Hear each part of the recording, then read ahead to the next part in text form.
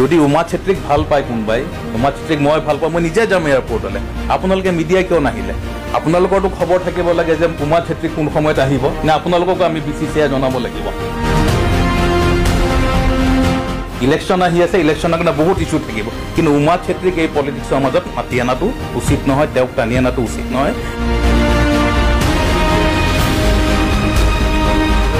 আমি অসম ক্ৰিকেট সন্থাই অসমৰ গোটেই খেলুৱৈসকলে আজিৰ তাৰিখত ৰঞ্জি ট্ৰফি খেলি আছে, কোচবিহাৰ ট্ৰফি খেলি আছে, বিজয় মাৰ্চেণ্ট ট্ৰফি খেলিছে। এই খেলুৱৈসকলক মাতি আনি পেলাই আমি ৰাতি 1 বজাত এয়াৰপৰ্টত ৰাখিম নেকি খেলাৰ মাজত? আৰু সেইটো অসম ক্ৰিকেট সন্থাৰ দায়িত্ব নহয়। যদি উমা চেত্ৰীক ভাল পায় কোনোবাই, উমা চেত্ৰীক মই ভাল পাওঁ, মই নিজে যাম এয়াৰপৰ্টলৈ।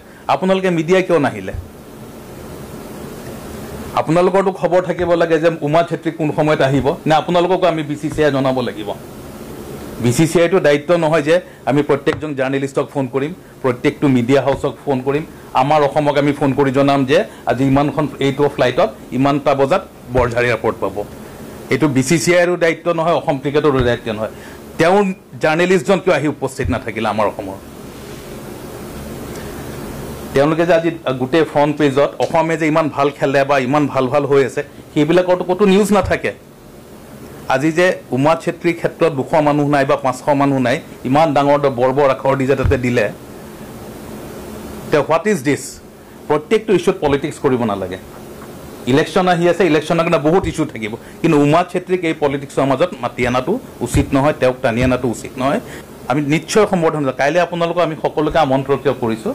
আমি খুব এটা সুচাৰুৰূপে অসম ক্ৰিকেট সন্থাৰ আমাৰ কেম্পাছত উমা চেত্ৰীক দিনৰ 10:30 বজাত আমি সম্বৰ্ধনা জনাম। আপোনালোকে আহিব আৰু প্ৰত্যেকটো খেলৰ যিবিলাক অনুষ্ঠান আছে, খেলুৱৈ আছে, আমি সকলোকে কাইলৈ মাতিছোঁ দিনৰ 10:30 বজাৰ পৰা 12 বজাৰ ভিতৰত সকলোৱে সম্বৰ্ধনা জনাব।